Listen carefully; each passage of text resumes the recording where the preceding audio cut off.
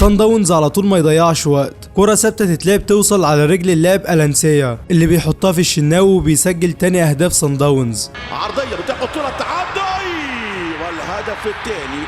والمباراة بدأت تروح في سكة تانية وصن داونز بتسجل التاني في الأهلي مع انتظار ردة فعل قوية من لاعبي النادي الأهلي، بس ما كانش فيه أي ردة فعل، وسيرينو كان هيسجل التالت وكرة خطيرة بتضيع على صن داونز. الرد كان من أجاي بس بتطلع بره وبعيدة والأهلي بيجي من بعيد. هجمات صن داونز خطيرة وكرة انفراد تاني بيشيلها الشناوي وسرحان من دفاع النادي الأهلي اللي ما كانش موجود في المباراة. التانية كانت هتخدع الشناوي وبتخبط في العارضة وتطلع، وده أسوأ شوط للنادي الأهلي لحد دلوقتي. التالتة مكانها كان في الشبكة وبتخبط برضه في العارضة وتطلع، ودفاع الأهلي وقتها مش عارف أقول عليه إيه بصراحة. الأهلي بيرد بتسديدة خطيرة من عمرو السولية والحارس بيصدها، بترد بعدها صن داونز بتسديدة برضه قوية والشناوي بيشيلها. المباراة حلوت والأهلي كان هيسجل الأول